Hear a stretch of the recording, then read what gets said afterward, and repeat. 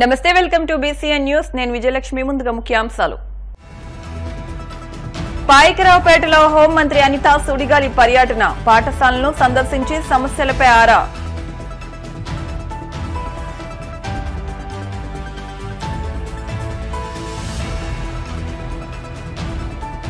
మాజీ సీఎం జగన్మోహన్ రెడ్డిని కలిసిన ముద్రగడ పద్మనాభం మాజీ ఎమ్మెల్యే కాసు మహేష్ రెడ్డి పలు అంశాలపై సుదీర్ఘ చర్చలు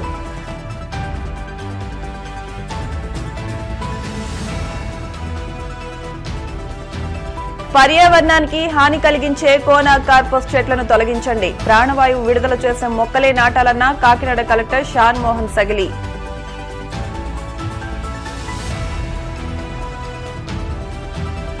తెలుగు రాష్ట్రాల ముఖ్యమంత్రుల భేటీపై సిపిఐ నేత నారాయణ కీలక వ్యాఖ్యలు ఇరు రాష్ట్రాలకు మంచి జరిగేలా చర్చలు జరగాలంటూ ఆకాంక్ష అనకాపల్లి జిల్లా పాయకరావుపేటలో హోంమంత్రి అనిత సుడిగాలి పర్యటన నిర్వహించారు. పాయకరావుపేట ప్రభుత్వ ఉన్నత పాఠశాల బాలికల ఉన్నత పాఠశాలను హోంమంత్రి వంగలపూడి అనిత ఆకస్మికంగా తనిఖీ చేశారు. పాఠశాలలో విద్యా ప్రమాణాలు పరిశీలించి మధ్యాహ్న భోజనం ఏర్పాట్లు నాణ్యత గురించి విద్యార్థులతో మాట్లాడి అడిగి తెలుసుకున్నారు. అనంతరం ఉపాధ్యాయులతో చర్చించి సిబ్బంది నుంచి వివరాలను అడిగి తెలుసుకున్నారు. వైసీపీ అధినేత వైఎస్ జగన్మోహన్ రెడ్డిని పార్టీ నేతలు శుక్రవారం కలిశారు. వైఎస్ జగన్మోహన్ రెడ్డిని కలిసిన వారిలో మాజీ మంత్రి ముద్రగడ పద్మనాభం, మాజీ ఎమ్మెల్యే కాసు మహేష్ రెడ్డి సహా పలువురు నేతలు ఉన్నారు. శనివారం నుంచి జగన్ మరోసారి వైఎస్సార్ జిల్లాలో పర్యటించనున్నారని 3 రోజుల పాటు ఆయన పర్యటన ఉంటుందని అన్నారు. శనివారం ఉదయం తాడేపల్లి నుంచి వైఎస్ జగన్ తన పర్యటనకు బయలుదేరనున్నారు. తొలుత గన్నవరం నుంచి కడప ఎయిర్పోర్ట్ చేరుకుని అక్కడి నుంచి రోడ్డు మార్గాన పులివెందులు వెళ్తారు. ఈ నెల 8వ తేదీన నేత వైఎస్ రాజశేఖర రెడ్డి 75వ జయంతి వేడుకలను ఘనంగా నిర్వహించాలని వైసీపీ నిర్ణయించిన సంగతి తెలిసిందే. ఈ నేపథ్యంలో ఆయన వైఎస్సార్ ఘాట్ వద్ద నివాళులర్పించే అవకాశం ఉంది. రాజమండ్రి మాజీ ఎంపీ మార్గాని భరత్ ప్రజల్లో సానుభూతి కోసం టీడీపీ కార్యకర్తలపై అసత్య ప్రచారాలు చేస్తున్నారని రాజమండ్రి సిటీ ఎమ్మెల్యే ఆదిరెడ్డి శ్రీనివాస్ ఆరోపించారు. తన అనుచరులతో ప్రచార వాహనానికి నిప్పు పెట్టించుకుని తనపై ఆరోపణలు చేస్తున్నారని అన్నారు. పోలీసుల విచారణలో ఆ పార్టీ వ్యక్తులే ప్రమాదానికి కారకులని తేలిందని, పూర్తి నివేదిక వచ్చిన తర్వాత ప్రజలకు పూర్తి వివరాలు తెలియజేస్తామని అన్నారు. ఇలాంటి చిల్లర రాజకీయాల వల్లే ప్రజలు గత ఎన్నికల్లో బుద్ధి చెప్పారని, ఇకనైనా ఇలాంటి వ్యవహారాలు మానుకుని హుందాగా వ్యవహరించాలని తెలిపారు. గత కొన్ని రోజులుగా వైఎస్ఆర్సీపీ మాజీ పార్లమెంట్ సభ్యులు భరత్రాం తన ప్రచార వైఖరిని ఓర్వలేనితనంతో తెలుగుదేశం పార్టీ వాళ్ళు దగ్ధం చేశారని, సింపతి కోసం విశ్వ ప్రయత్నాలు చేయడం మనం అందరం కూడా చూసాం. ఇప్పుడే నాకు పోలీసు వారి ద్వారా అందిన సమాచారం పరంగా ఈ వైఖరిని ఏదైతే వైఎస్ఆర్సీపీ భరత్రాం ప్రచార రథాన్ని వాళ్ళ పార్టీ వారే, తనకి సంబంధించిన వ్యక్తులే సింపతి కోసం వారి వైఖరిని వారే కార్చేసుకున్నారని ఇప్పుడే నాకు గౌరవ ఎస్పీ గారు తెలియజేశారు. చాలా దురదృష్టకరం. రాజమహేంద్రవరంలో ఎప్పుడు ఇలాంటి సంస్కృతి సాంప్రదాయాలు లేవు. ఓటమి భయంతో, ఓరవలేని తనంతో ప్రజల్లోకి సింపతి తెచ్చుకోవడానికి ఇలాంటి చీప్ పాలిటిక్స్ వైసీపీ వాళ్ళు చేస్తారని మాత్రం నేను ఎప్పుడు కూడా ఊహించలే. ఇది ఒక నగర ప్రజలకి తెలియాలని తెలియజేస్తూ శనివారం నాడు డీటెయిల్డ్ ఇన్వెస్టిగేషన్ రిపోర్ట్ తోటి ప్రెస్ మీట్ పెడతాం. వీరి యొక్క చీప్ పాలిటిక్స్ రాజమండ్రి ప్రజలకే కాదు, రాష్ట్రంలో అందరికీ తెలియాలి. వైసీపీ పార్టీ వారు వారి ప్రచార రథాలను వాళ్ళే కాల్చేసుకొని దాన్ని మళ్ళీ తెలుగుదేశం పార్టీ వారికి ఆపాదిస్తూ ప్రజల్లోని ఇదొక విధమైన పాలిటిక్స్ తోటి, సింపతి పాలిటిక్స్ తోటి ప్రజల్లోకి రావడానికి ప్రయత్నాలు చేస్తా ఉన్నారు. అది ప్రజలకి తెలియాల్సిన అవసరం ఉంది. రాజమండ్రి ప్రజలు గమనించగలరు. శనివారం నాడు ప్రెస్ మీట్ పెట్టి రాష్ట్ర ప్రజలకు కూడా తెలియజేసే బాధ్యత మేము తీసుకుంటామని సందర్భంగా తెలియజేస్తాం. కాకినాడ పట్టణంలో పర్యావరణానికి హాని కలిగించే కోన కార్పస్ చెట్లను తొలగించి వాటి స్థానంలో ప్రాణవాయువు విడుదల చేసే మొక్కలు నాటేందుకు మున్సిపల్ అధికారులు చర్యలు చేపట్టాలని కలెక్టర్ షాన్ మోహన్ సగిలి ఆదేశించారు. కాకినాడ కలెక్టరేట్లో కోన కార్పస్ చెట్లను తొలగింపు, ఫ్లెక్సీలు లేని స్ట్రీట్ వంటి అంశాలపై అధికారులతో సమీక్ష నిర్వహించారు. కాకినాడ పట్టణ పరిధిలో కోన కార్పస్ చెట్ల తొలగింపు, వాటి స్థానంలో ఆక్సిజన్ విడుదల చేసే మొక్కలు నాటడం, ఫ్లెక్సీలు లేని స్ట్రీట్ తీర్చిదిద్దేందుకు చేపట్టాల్సిన చర్యలపై జిల్లా కలెక్టర్ ఈ సందర్భంగా అధికారులతో చర్చించారు. ఈ సందర్భంగా ఆయన మాట్లాడుతూ బొగ్గు పులుసు వాయువు అధికంగా విడుదల చేసే కోన కార్పస్ చెట్లు తొలగించి ప్రాణవాయువు అందించే మొక్కలను పెంచేలా అధికారులు ప్రత్యేక దృష్టి పెట్టాలన్నారు. అదేవిధంగా కాకినాడ పట్టణంలో ఉన్న ఫ్లెక్సీలు తొలగించేందుకు చర్యలు చేపట్టాలని తెలిపారు. ఈ సమావేశంలో Kakinada commissioner J Venkatrao, town planning అధికారి K Haridas, horticulture AD T V సరీల్, Kakinada social forest FRO B Padmaja, ఇతర అధికారులు తదితరులు పాల్గొన్నారు.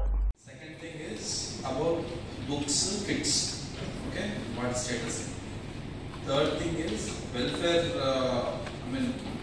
Hostel facilities in schools like KJBVs కానీ గురుకులమ్స్ కానీ వాటిలో అడ్మిషన్ స్టేటస్ ఏంటి, ఇంకా ఎన్ని వేకెన్సీస్ ఉన్నాయి, తర్వాత ఒకవేళ ఏదైనా మనం గ్రీవెన్స్ ఇస్తే వాళ్ళని అడ్జస్ట్ చేయొచ్చు. అది third thing. Fourth thing I want to understand about స్వాతంత్ర్య సాధనకు బ్రిటిష్ వారితో పోరాడి పిన్న వయసులోనే ప్రాణాలర్పించిన యోధుడు అల్లూరి సీతారామరాజు అని రాష్ట్ర పర్యాటక సాంస్కృతిక సినిమాటోగ్రఫీ శాఖ మంత్రి కందుల దుర్గేష్ పేర్కొన్నారు. అల్లూరి సీతారామరాజు 127వ జయంతిని పురస్కరించుకుని గోదావరి బండపై ఉన్న విగ్రహానికి పూలమాలలు వేసి నివాళులర్పించారు. ఈ మేరకు ఆయన మాట్లాడుతూ రాష్ట్ర అభివృద్ధిలో ప్రతి ఒక్కరూ భాగస్వామ్యం కావాలని పిలుపునిచ్చారు. ఈ సందర్భంగా మంత్రి కందుల దుర్గేష్ మాట్లాడుతూ అల్లూరి స్ఫూర్తితో రాష్ట్ర అభివృద్ధి కోసం ప్రతి ఒక్కరూ పునరంకితం కావాలని పిలుపునిచ్చారు. తూర్పు గోదావరి జిల్లా కలెక్టర్ పి ప్రశాంతి మాట్లాడుతూ రాష్ట్ర ప్రభుత్వం అల్లూరి జయంతిని రాష్ట్ర వేడుకగా జరిపించడం అభినందనీయమన్నారు. అల్లూరితో ఈ ప్రాంతం వాసులకు ప్రత్యేక అనుబంధం ఉందని పేర్కొన్నారు. ఈ కార్యక్రమంలో ఎమ్మెల్యే గోరంట్ల బుచ్చయ్య చౌదరి, అధికారులు, కూటమి నాయకులు పాల్గొన్నారు. గిరిజనుల జీవితాల్లో వెలుగులు నింపడం కోసం, వారికి సమాన అవకాశాలు కల్పించడమే కాదు స్వాతంత్ర ఫలితాలు అందేలాగా చేయడం కోసం తన జీవితాన్ని త్యాగం చేసిన మహా మనిషి మన ప్రాంత వాసి అల్లూరి సీతారామరాజు గారి 127వ శత జయంతిని ఘనంగా జరుపుకుంటా ఉన్నాం వాడవాడలా.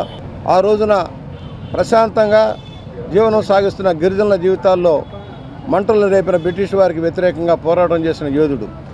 హింస అహింసా విధానాల్లో ఏది అవసరమో తెలుసుకొని సాయుధ పోరాటమే మార్గమనించి తన ప్రాణాలను బలిపెట్టిన వ్యక్తి అల్లూరి సీతారామరాజు గారు. తమ నచ్చిన విధానంలో జీవిస్తూ తమ తోచిన దాంట్లో బతుకుతున్న గిరిజనులకి నష్టం కలిగిస్తున్న బ్రిటిష్ వారి చట్టాలకు వ్యతిరేకంగా పోరాటం చేసిన యోధుడు. ఆయన మరణించి మన మధ్య లేకపోయినా ఆయన ఆశయాలు ఉన్నాయి. దేశం కోసం, ప్రజల కోసం ప్రాణాలు బలిపెట్టిన అనేక మంది నాయకుల్లో అగ్రగణ్యుడు సీతారామరాజు గారు. మన రంప పిత్తూరిని ప్రారంభించి బ్రిటిష్ వారి గుండెల్లో నిద్రపోయిన వ్యక్తి అల్లూరి సీతారామరాజు గారు. మనందరికీ ఒకటే కోరిక, మన ప్రాంత అభివృద్ధి, గిరిజన ప్రాంత అభివృద్ధి ధ్యేయంగా పనిచేయాల్సిన అవసరం ఉంది. ఈరోజు కూడా ఎక్స్ప్లాయిటేషన్, గిరిజనుల దోపిడీ విధానంలో మార్పు రావాల్సిన అవసరం ఉంది. ఆ ప్రాంతాల్లో అభివృద్ధి జరగాల్సిన అవసరం ఉంది. సీతారామరాజు గారు పోరాడిన తూర్పుగోదావరి, విశాఖ, విజయనగరం జిల్లాల్లో ఆ ప్రాంత గిరిజన సమస్యల మీద మనందరం దృష్టి సారించాలి. పూర్తిగా అభివృద్ధి చెందాల్సిన ప్రాంతం అది. వారి జీవితాల్లో వెలుగులు నింపాలని సవినయంగా కోరుకుంటూ మరొకసారి వారికి ఘనంగా నివాళులర్పిస్తా ఉన్నాం.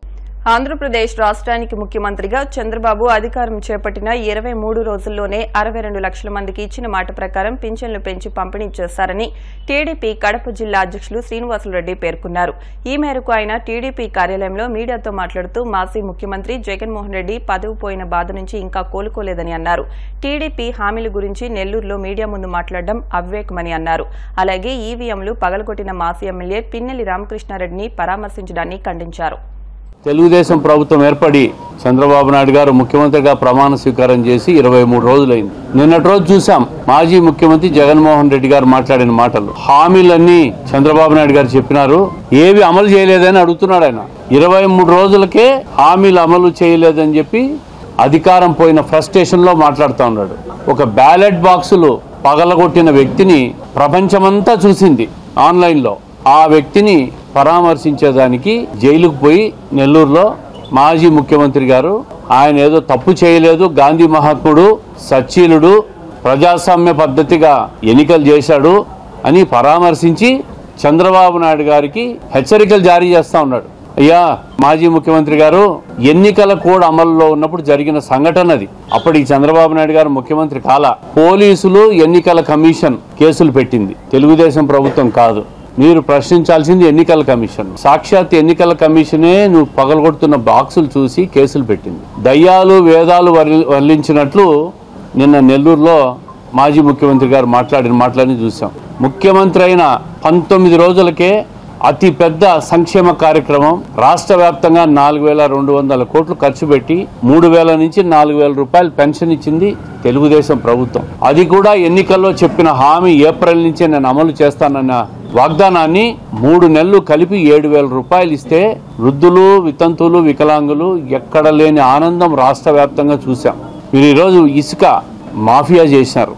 అక్రమ ఇసుకను రాష్ట్ర వ్యాప్తంగా కాదు పక్క రాష్ట్రాలకు కూడా మీరు మీ నాయకులు మీ కార్యకర్తలు మాఫియా మాదిరి స్మగ్లింగ్ చేస్తే 8వ తేదీ నుంచి ఉచిత ఇసుకను కూడా ఇస్తా ఉన్నాం. మినరల్ సెస్ మైన్స్ లో ఉన్న రాయల్టీలన్నీ కూడా తొలగిస్తూ కూడా 8వ తేదీ నుంచి ఉత్తర్వులు ఇవ్వబోతా ఉన్నాం.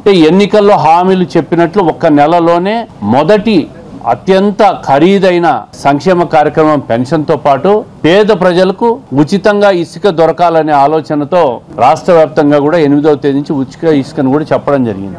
రాబోయే రోజుల్లో ఏవైతే సూపర్ 6 కార్యక్రమాలు చెప్పారో కూటమి ప్రభుత్వం అన్నీ కూడా వరుస క్రమంలో హామీలు ఇవ్వడం జరుగుతుంది. నిన్న ఢిల్లీకి పోయి మా ముఖ్యమంత్రి గారు ఎంతమంది కేంద్ర మంత్రులను కలిశారో జగన్మోహన్ రెడ్డి గారికి అర్థమైందనుకుంటా.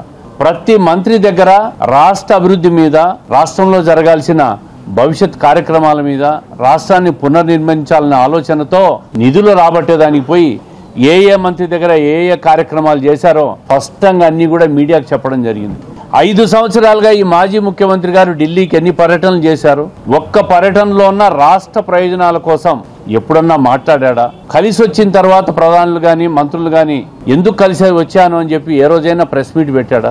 ఏ కార్యక్రమంలోకి పోయినా కూడా ఆయన సొంత కేసుల గురించి మాట్లాడాడు, తప్పించుకుండే వ్యవహారాల మీద మాట్లాడాడు, రాష్ట్ర ప్రయోజనం గురించి ఒక్కరోజు కూడా మాట్లాడలేదు. ఇంతమంది మంత్రులు కలిసి కూడా ప్రతి మంత్రివర్గంతో కూడా ఏ నిర్వహణ చేయాలా, రాష్ట్రానికి ఏం కావాలా, నిధులు ఏ విధంగా రావాలా, పోలవరం నిర్మాణం ఏ విధంగా చేయాలా, దానికి నిధులు ఏ విధంగా ఇస్తారు, రాజధాని నిర్మాణం అమరావతి మధ్యలో ఆగిపోయి ఈ ధ్వంసం చేసిన ప్రభుత్వం ఆపేసిందో దాన్ని మళ్ళా పునర్నిర్మించాలంటే నిధులు ఏ విధంగా తీసుకురావాలా అనే దాని మీద 2 రోజులుగా ఆయన చేసిన కృషి నిజంగా ప్రశంసనీయం. ఆ మనిషిని ఈరోజు 20 రోజుల్లోనే నీ స్కీమ్లన్నీ నువ్వు ఇంప్లిమెంట్ చేయాలి, ఏమైపోయినా నీ అమ్మఒడి అంటావు, ఏమైపోయినా నీ కార్యక్రమాలు అంటావు, నువ్వు రకరకాల ప్రశ్నలు వేస్తావు. మీరు వచ్చిన తర్వాత 5 సంవత్సరాల్లో ఆర్థికంగా ధ్వంసం చేసిన ఈ రాష్ట్రాన్ని పునర్నిర్మించేదానికే ఢిల్లీకి పోయింది. నీలాగా స్వార్థం కోసం, కేసుల మాఫీ కోసం పోలా.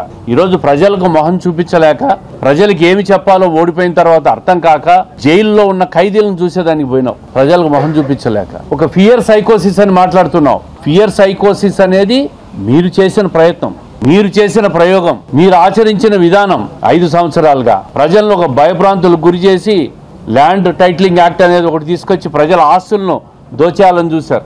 ఇసుక విధానంతో రాష్ట్ర ఖనిజ సంపద అంతా దోచుకోవాలని చూశారు. మద్యాన్ని మాఫియా చేశారు. ప్రైవేటు భూములను ఆక్యుపై చేసుకొని ఎక్కడ చూసినా కూడా రాష్ట్రంలో ప్రజలను ఒక భయభ్రాంతులకు గురి చేసినారు.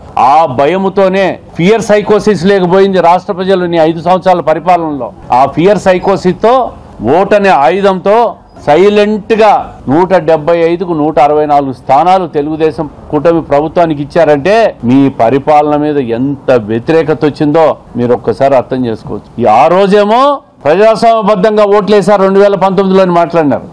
ఈ రోజేమో ఈవీఎంలు ట్యాంపరింగ్ చేశారని చెప్పి దాన్ని చెక్ చేయాలని మాట్లాడతారు. అంటే మీరు గెలిస్తే ప్రజాస్వామ్యం, మీరు ఓడితే ఈవీఎంలా? 20 రోజుల్లోనే ఇంత ఫ్రస్ట్రేషన్ అయితే ఎట్లా మాజీ ముఖ్యమంత్రి గారు? మీకు అధికార పార్టీకి కూడా, అధికారం లేకొచ్చిన పార్టీకి కూడా 1 సంవత్సరం టైం ఇవ్వాలి. మీరు ఏవైతే మేము ఎన్నికల్లో హామీ చెప్పామో హామీలన్నీ నిలబెట్టుకునే బాధ్యత కూటమి ప్రభుత్వానిది. అది అనుభవజ్ఞుడైన చంద్రబాబు నాయుడు గారికి తెలుసు. ఖచ్చితంగా ఏ హామీలు అమలు చేశామో, హామీ ఇచ్చామో అవన్నీ ఖచ్చితంగా అమలు చేస్తాం. దాంట్లో రెండో ఆలోచన లేదు. ఇప్పుడు కాసేపు ప్రకటనలు.